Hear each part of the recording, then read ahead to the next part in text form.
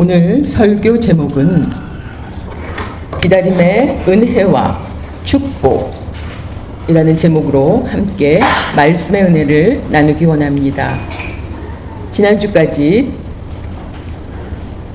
예수님을 만남으로 변화된 사람들의 이야기를 시리즈로 설교했습니다. 여러분들, 우리가 변화되기 위해서 그 설교들 다 기억하기 어렵지만 유튜브를 보시고 또 자주 생각하시기 바랍니다. 오늘 설교는 대림절을 맞이해서 이 설교를 준비했습니다. 대림절의 의미는 무엇인가 살펴보겠습니다. 예수 그리스도의 탄생일 전 4주 동안 성육신하신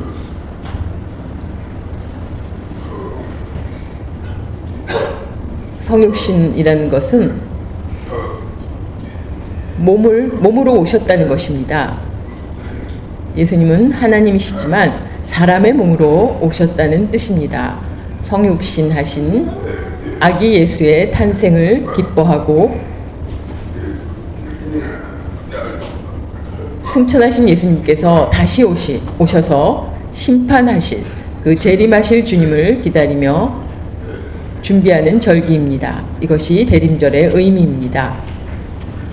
전에는 저희들이 대림절이라는 단어보다 강림절이라는 단어를 많이 썼는데 2023년부터 바뀌었습니다. 성령 강림절하고 비슷한 느낌을 주어서 대림절, 예수님 오시기를 기다리는 대림절로 바뀌었습니다. 예수님 탄생을 기다리는 대림절입니다. 기다린다는 것은 믿음과 관련이 있습니다. 잘 기다리는 사람은 믿음이 좋은 사람입니다. 기다릴 줄 모르는 사람은 믿음이 연약한 사람입니다. 또 잘 기다리는 사람은 성숙한 사람입니다. 여러분에게 묻겠습니다. 시골에 가면 여러 가지 과일들이 많이 있습니다. 열매는 완전히 익어야 먹을 수 있는데 그것을 빨리 일찍 따면 맛있습니까? 예를 들면 감이 참 먹음직스럽게 열렸습니다. 그런데 먹고 싶은 생각에 급하게 그것을 따서 먹어보면 아주 떫습니다. 그 떫은 감을 먹게 됩니다. 정말 맛있는 그런 감하고는 다릅니다. 아직 완전히 잘 익지 않았기 때문입니다. 감뿐만이 아니라 모든 과일이 그렇습니다. 완전히 잘 익을 때까지 우리가 기다려야 합니다. 참고 인내해야 합니다. 또 포도도 정말 잘 익었을 때 정말 맛있습니다. 그런데 일찍 딴다면 맛이 없습니다. 귀한 것은 요즘 현대인들을 보면 기다릴 줄 모릅니다. 아주 급합니다. 그렇기 때문에 특히 한국 사람들은 휴대폰 또 여러 가지 많은 문화들이 급속도로 발전했습니다. 그런데 부끄러운 일도 많습니다. 자살률이 세계에서 1위입니다. 인내하지 못하기 때문입니다. 아주 급하게 모든 일을 처리합니다. 빨리빨리 하기를 원합니다. 오히려 급하게 처리하다가 실수하고 여러 가지 안 좋은 일들이 생기게 됩니다. 세 나라의 국민성에 대해서 말씀드리겠습니다. 저기 에펠탑은 프랑스에 있는데 이 세 나라 사람들이 독일, 일본, 한국인들이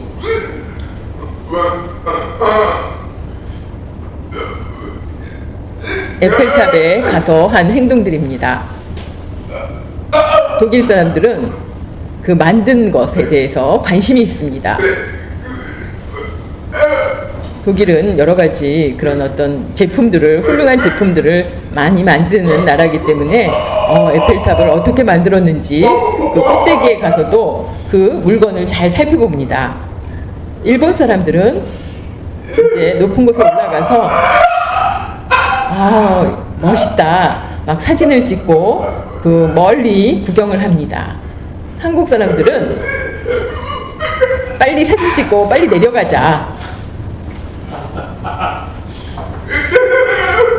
이제 높은 데 왔으니까 다시 빨리 내려가자고, 시간이 없으니까 빨리 내려가자고 하는 것이 한국 사람들입니다. 한국 사람들의 성격이 그렇기 때문에 차도 끼어들기를 하고 달릴 때에 일본이나 다른 나라에서는 끼어들기가 없습니다. 새치기가 없습니다. 여러분은 그렇게 운전하신다면 바꾸시기 바랍니다. 양보하고 또 양보합니다. 국민성에 따라서 인격적으로 바른 모습인가, 뭐 서로 운전하면서 욕하고 화를 내는가, 그런 행동 하지 마시기 바랍니다. 성경을 보면 하나님께서 우리를 향하신 많은 신실한 약속들이 있습니다. 성경에 있는 약속이라는 단어가 7,487개가 있습니다. 하나님께서 우리에게 주신 그 약속은 정말 생각보다 많습니다. 성경은 구약 39권, 신약 27권입니다.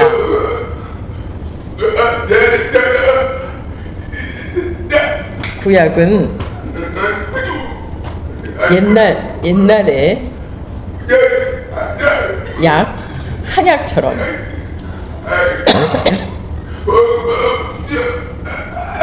여러 가지 병이 많을 때 우리가 약을 먹는 것처럼 정말 하나님의 말씀은 약과도 같습니다.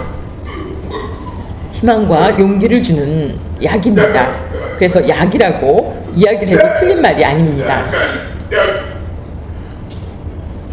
그러나 약속이라는 뜻입니다. 구약은 옛 약속, 신약은 새로운 약속입니다.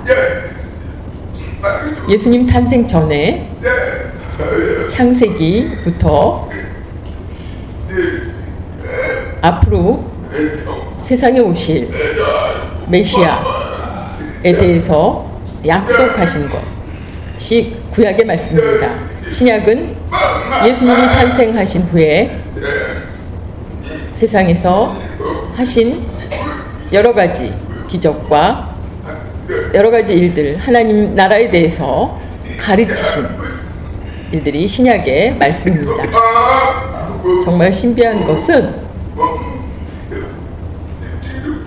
우리 곱하기에 3, 9, 27처럼 외울 수 있게 39권, 27권 이렇게 되어 있습니다. 우리가 그래서 쉽게 외울 수가 있습니다.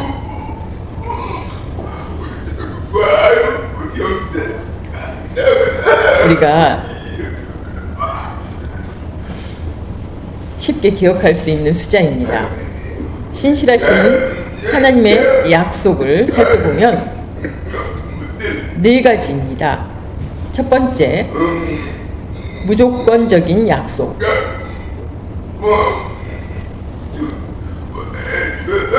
우리가 죄를 반복하고 넘어지고 하더라도 하나님께서 용서해 주시고 은혜를 베푸시는 무조건적인 약속입니다. 실수와 죄를 범해도 하나님 그걸 기억하시고 안 된다 하시는 게 아닙니다. 아주 많은 죄를 범하였어도 그 많은 숫자의 죄에도 불구하고 하나님 회개하면 끝없이 용서해 주십니다.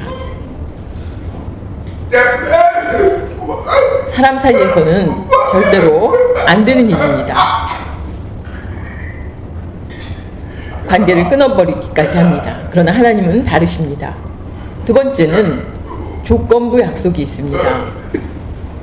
예를 들면 하나님의 자녀는 순종하고 충성을 잘하면 복을 준다는, 상급을 준다는 약속이 있습니다.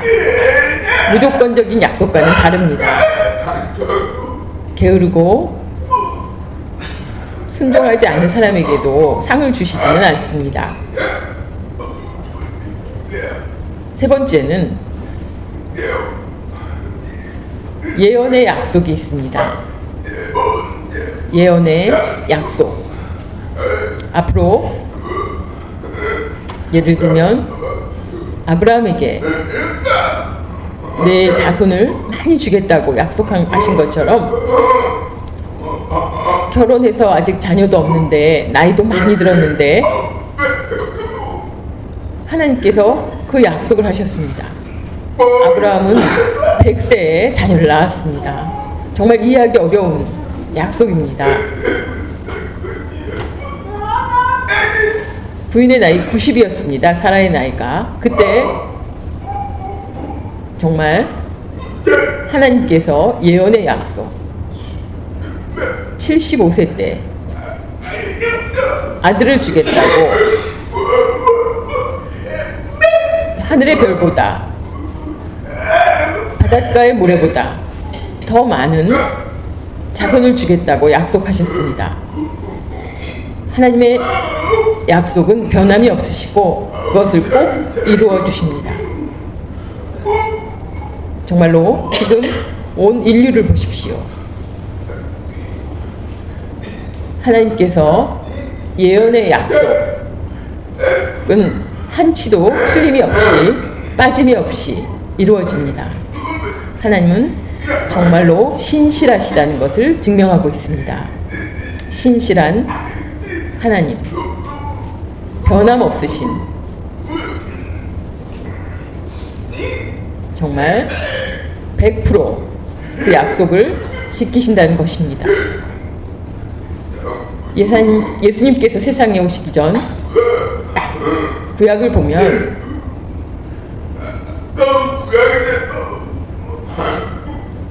하나님을 섬기지 않는 많은 사람들, 우상을 섬기고 음란한 삶을 살았던 많은 사람들이 있었습니다. 결국 하나님께서 메시아를 보내주시겠다고 약속하셨습니다. 이사야서를 보면 메시아에 대한 이야기가 많이 있습니다. 예수님을 보내주시겠다는 말씀입니다. 소망을 가지고 살아왔습니다. 구약에서는 400년 동안 하나님과의 관계가 끊어졌습니다. 하나님과 관계가 끊어졌다가 하나님께서 약속하신 것을 변함없이 이루시고 이제 예수님께서 다시 오신다는 약속은 아직 우리에게 남아 있습니다.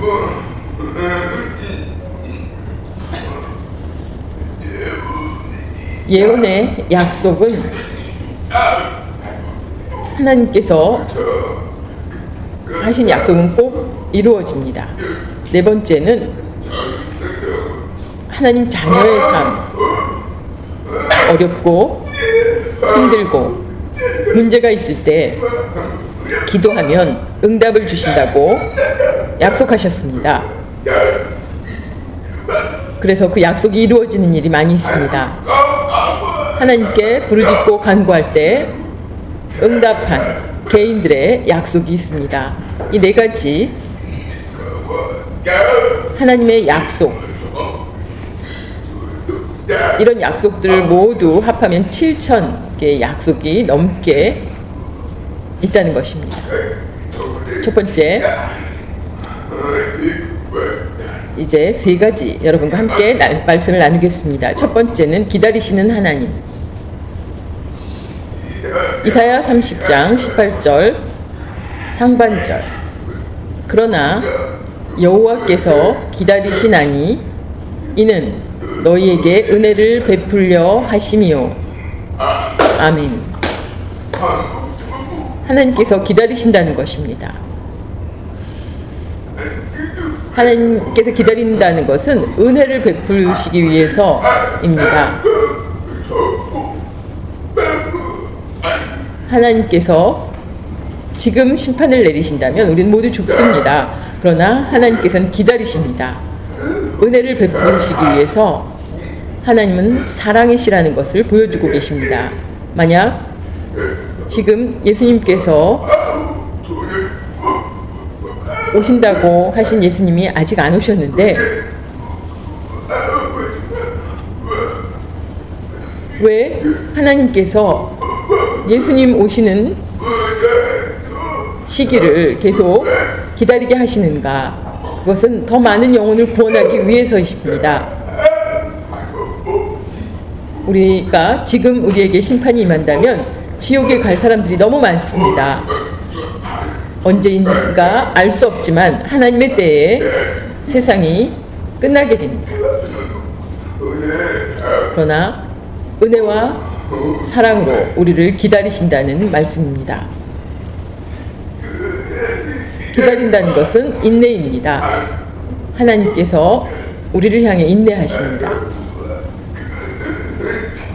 기다리는 것은 믿음입니다. 그것은 인내와 관련이 있습니다. 기다림은 소망입니다. 소망이 있기 때문에 기다립니다. 마지막 목표를 이루기 위해서 우리가 기다리고 또 기쁨을 누릴 수 있는 것처럼 회사나 시험이나 열심히 그 마지막에 잘 될 때까지 그 기다렸다가 그 일이 이루어졌을 때 정말 기쁨을 누릴 수 있는 그런 일들은 소망을 가지고 있기 때문입니다. 소망이 없다면 기다리기 어렵습니다.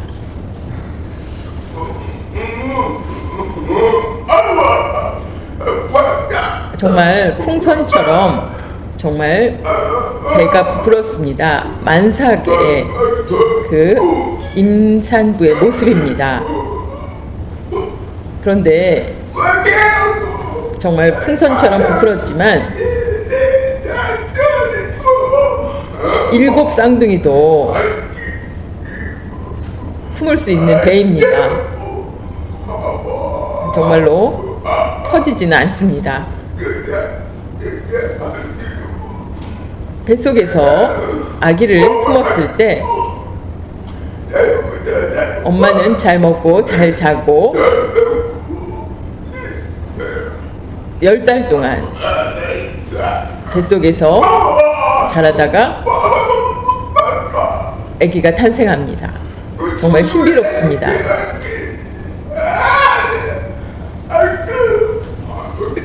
이 모든 것이 하나님의 때에 맞춰 탄생하는 것입니다. 엄마의 입장에서 빨리 아기를 낳게 해달라고 한다면 그것은 정신이 이상한 사람입니다.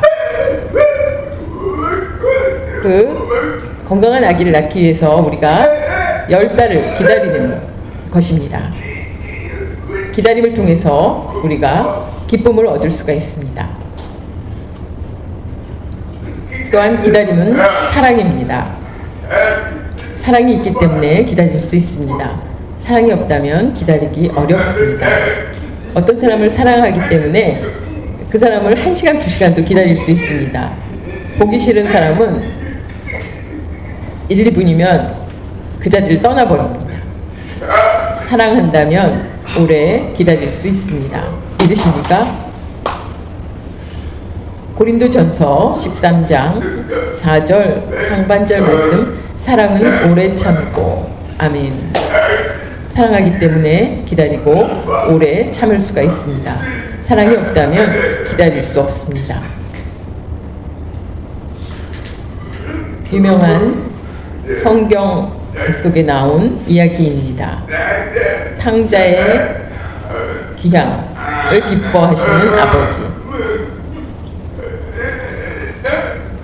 아버지의 재산을 가지고 타지에 가서 친구와 또 다 쓰고 재산을 다 탕진한 후에 이제 외톨이가 되어서 먹을 것도 없고 잘 곳도 없었습니다. 결국 돼지가 먹는 그 열매를 먹고 쥐염 열매를 먹고 살았습니다. 그 정도로 먹을 것이 없었습니다. 그때 아버지 집이 생각납니다. 아버지 집에 있었다면 지금 내 모습은 어떤가? 가서 내가 내쫓김을 당하더라도 아버지 집에 가야 되겠다 하고 집으로 향합니다. 날마다 아버지는 그 둘째 아들이 집을 나간 후에 잠을 자지도 못하고 잘 먹지도 못하고 그 아들을 기다립니다. 큰아들은 집에 있지만 오늘 밤 둘째 아들이 잘 지낼까? 추운 데서 떨지는 않을까? 아버지는 밤마다 잠을 못 잡니다. 결국 아버지가 멀리서 돌아오고 있는 아들을 발견합니다. 맞아, 둘째 아들이다. 기쁨으로 신발도 신지 않고 아들을 맞으러 나갑니다. 아들이 아버지가 나오는 모습을 보고 불안해합니다. 이제 나는 큰일 났다. 그런데 나이 든 아버지가 다가와 아들을 껴안습니다. 몸에서 냄새가 나고 씻지 않아 더러운 모습이었지만 아버지는 얼굴에 입을 맞추고 아들을 기뻐합니다. 정말 큰 잘못을 저지른 아들이었지만 아버지는 그 아들을 껴안습니다. 집으로 가서 새 옷을 입고 소를 잡아서 맛있는 음식을 가지고 잔치를 하자고 합니다. 아들이 감동해서 울게 됩니다. 그 아들을 향한 아버지의 사랑은 하나님의 우리를 향한 사랑입니다. 하나님의 사랑은 정말로 큽니다. 마귀는 피도 눈물도 없습니다. 하나님은 우리를 따뜻하게 안으십니다. 완전히 다릅니다. 그런데 마귀를 따라가는 사람들이 많습니다. 마귀를 좋아하는 사람들이 많습니다. 그러나 하나님께서는 참고 계십니다. 인내하십니다. 그리고 기다리고 계십니다. 결국 집에 와서 아들이 살게 되는데 섭섭한 것은 탕자가 돌아왔을 때 형의 모습입니다. 왜 돌아왔는지 밖에서 죽는 게 나은데 또 재산을 뺏는 것은 아니야? 아버지에게 불평합니다.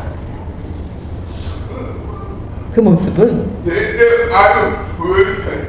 세상 사람들의 모습이 아니라 교회 다니는 사람들의 모습입니다. 교회를 다님에도 불구하고 큰아들의 마음을 가진 사람이 많습니다.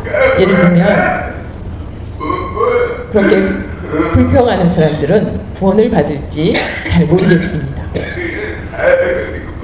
아까 읽은 말씀처럼 이사야 30장 18절 일어나시리니 이는 너희를 긍휼히 여기려 하심이라. 아멘. 아버지가 아들이 오자 일어나셔서 달려가 그 아들을 껴안습니다. 그 아들이 어떤 모습이어도 상관하지 아니하시고 긍휼한 마음으로 그 아들을 껴안습니다. 그것은 하나님의 성품은 과거의 죄 이런 것을 묻지 않으십니다. 둘째 아들에게 너 어디에서 자고 돈을 어떻게 썼느냐 절대로 묻지 않으십니다. 그것을 덮어주십니다. 그것은 사랑입니다. 그걸 캐묻고 고민하고 그렇게 만들지 않으십니다. 실수와 잘못을 우리가 끄집어내는 일이 많습니다. 그것은 하나님의 성품이 아닙니다. 지나간 일은 모두 잊고 덮어주고 우리 서로 똑같습니다. 가늠한 여자에게 사람들이 돌로 치려할 때 예수님께서 죄 없는 자가 돌로 치라고 하신 것처럼 우리가 많은 실수를 범하고 죄를 저질렀음에도 불구하고 우리를 품으시는 하나님의 아버지의 사랑을 담는 여러분 되시기 바랍니다. 두 번째는 시므온과 안나의 기다림입니다.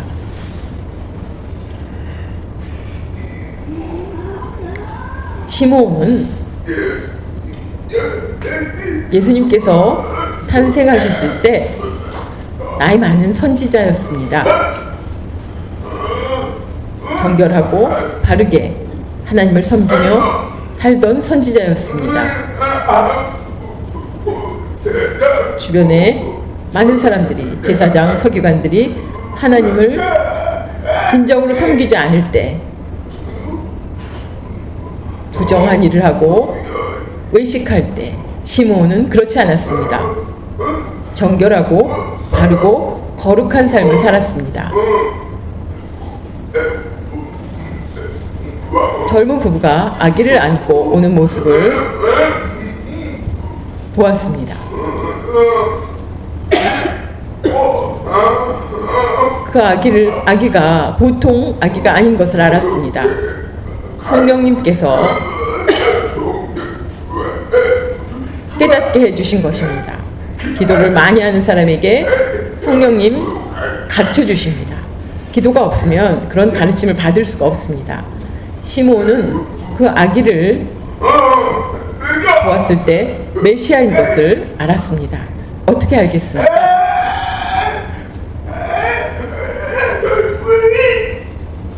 정말 그 메시아임을 알고 기뻐했습니다. 찬양했습니다. 하나님의 축복을 받은 사람입니다. 그렇게 기다렸던 메시아가 언제 오실지 기다리던 시므온에게 눈으로 직접 메시아를 볼 수 있는 축복을 주신 것입니다. 정말 하나님을 사랑하고 하나님을 섬기던 시므온이 받은 놀라운 축복입니다.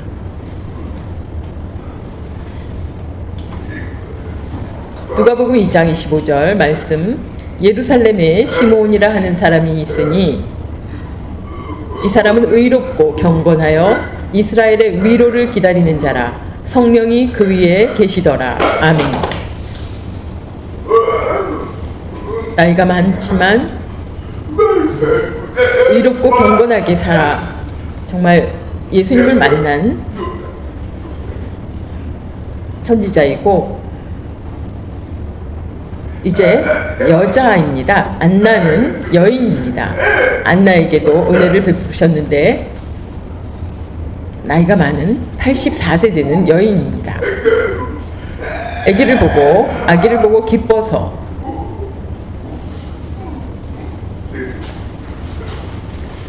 하나님으로부터 축복을 받았습니다. 누가복음 2장 36절 37절 말씀, 또 아셀 지파 바누엘의 딸 안나라 하는 선지자가 있어 나이가 매우 많았더라. 그가 결혼한 후 7해 동안 남편과 함께 살다가 과부가 되고 84세가 되었더라. 이 사람이 성전을 떠나지 아니하고 주야로 금식하며 기도함으로 섬기더니. 아멘. 이 여자도 선지자였습니다. 결혼하고 7년 뒤에 남편이 사망했지만 84세가 될 때까지 날마다 성전에서 기도하고 금식했습니다. 그리고 아기 예수님을 만나게 됩니다. 그 놀라운 축복은 하나님을 직접 만나는 그 축복입니다. 예수님을 직접 만나는 축복입니다. 야고보서에 나오는 세 번째는 야고보서에 나오는 세 가지 기다림과 인내에 대해서 살펴보겠습니다.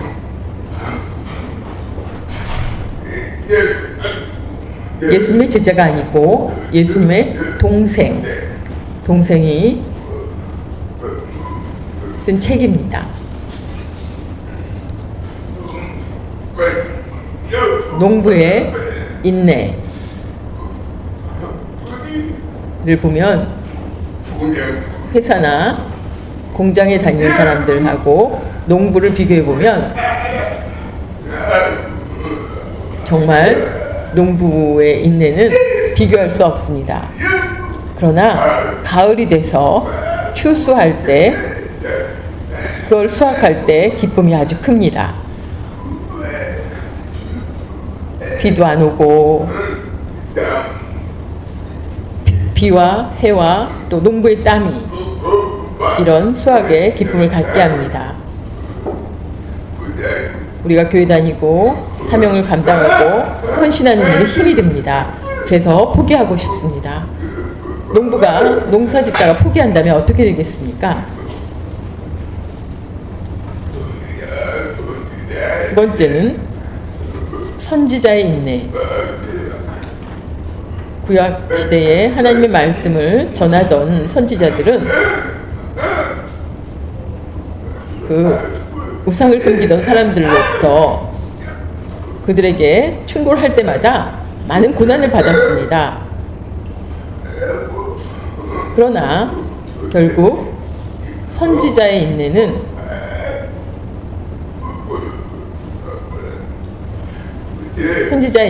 우리가 배울 필요가 있습니다. 그렇게 참으면서 하나님의 말씀을 전했습니다. 세 번째는 욥의 인내. 욥은 여러분 잘 아는 것처럼 부인에게도 버림받아서 정말 온갖 모든 것을 다 빼앗기고도 하나님을 섬겼습니다. 그러나 불평 하나 하지 아니하고 그 고난을 이겨냈습니다. 그래서 두 배의 축복을 받았습니다. 갑절의 축복을 받아 큰 부자가 되었습니다. 그것은 인내했기 때문입니다. 하나님께서 나에 대해서 잘 알고 계시다. 하나님만이 나를 잘 알고 계시다고 하나님을 의지하며 하나님 그 세상을 이겼습니다. 불신자와 신자의 차이를 보면 하나님의 말씀을 열심히 배운 믿음을 가지고 사는 사람에게는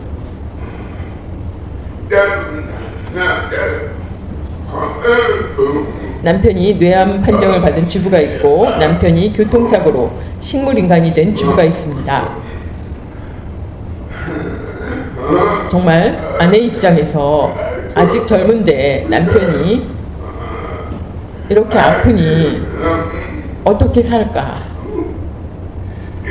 그래서 희망이 없다고, 도와줄 사람이 없다고 생각하고 믿음이 없는 사람은 자기의 목숨을 버리는 경우도 있습니다.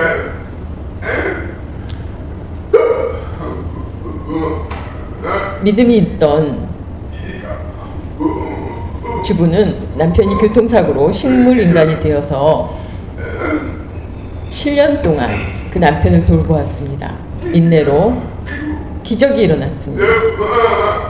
남편이 눈을 뜨고 사람을 알아보기 시작했습니다. 7년 만에 남편이 눈을 뜨는 기적을 만났습니다. 혹시 우리도 이런 상황을 만났을 때 여러분 어떻게 하시겠습니까? 포기하시겠습니까? 인내하시겠습니까? 힘들어도 인내하십시오. 하나님께서 우리를 위로해 주시고 힘 주시고 은혜와 축복을 주실 줄 확실히 믿으시기 바랍니다.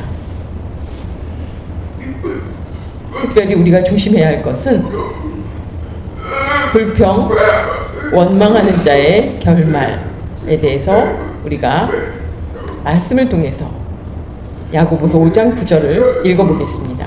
형제들아 서로 원망하지 말라.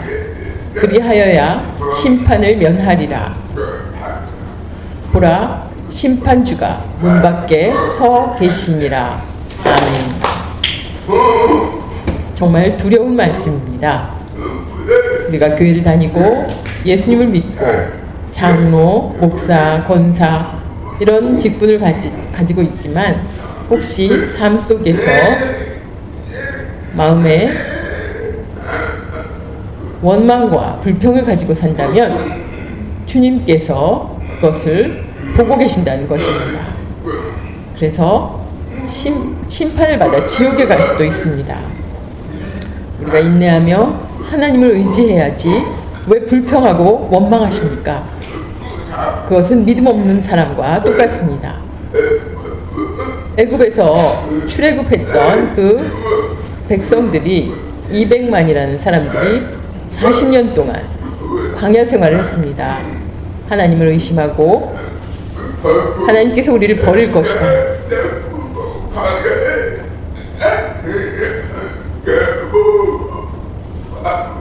하나님께 원망했습니다.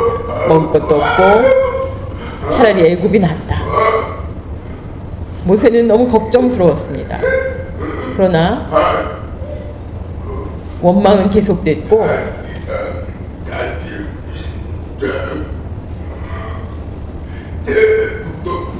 광야에서 태어난 사람들만이 가나안 땅에 들어갈 수 있었습니다.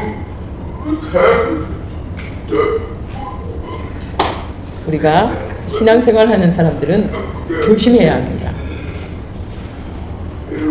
하나님의 말씀대로 살지 못하면 하나님의 심판이 우리에게 임할 것입니다.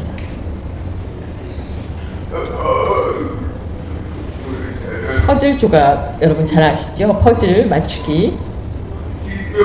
치매를 예방하기 위해서 열심히 퍼즐을 맞추라고도 합니다. 정신이 이렇게 노쇠해지지 않도록 도움을 준다고 합니다. 이게 필요 없다고 생각하십니까? 그러나 열심히 다 맞추어서 그림을 보면 정말 아름답습니다. 우리가 살다가 힘들고 어려울 때 하나님이 나를 왜 외면하시나 이렇게 생각할 때에도 인내하고 참는다면 하나님께서 결국 모든 것을 회복시켜 주십니다. 퍼즐이 결국 예쁘게 완성이 되어서 이런 모습을 보이는 것처럼 아름다운 모습을 볼 수 있습니다.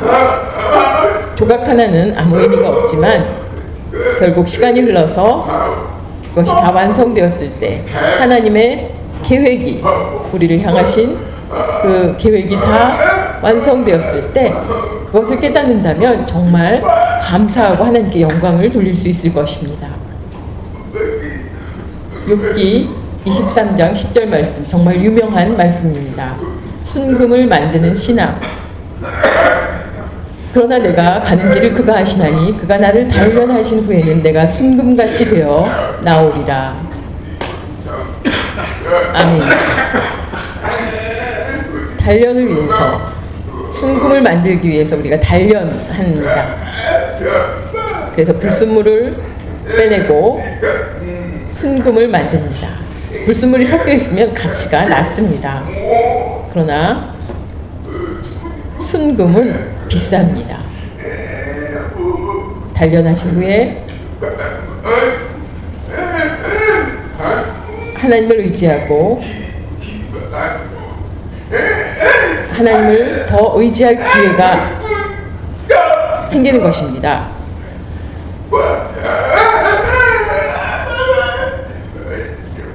어려운 일을 당했을 때 갑자기 하나님을 찾는 것이 아니라 늘 우리가 항상 하나님을 붙잡아야 합니다. 이렇게 롤러코스터처럼 오락가락하는 신앙이 아닙니다. 우리가 그런 신앙을 갖는다면 마귀의 유혹에 빠지기가 쉽습니다. 찬양의 가사입니다. 왜 나만 겪는 고난이냐고 불평하지 마세요. 고난의 뒤편에 있는 주님이 주실 축복 미리 보면서 감사하세요. 너무 견디기 힘든 지금 이 순간에도 주님은 일하고 계시잖아요. 남들은 지쳐 앉아 있을지라도 당신만은 일어서세요. 힘을 내세요. 힘을 내세요. 주님이 손잡고 계시잖아요. 주님이 나와 함께함을 믿는다면 어떤 역경도 이길 수 있잖아요. 아멘. 기도하겠습니다.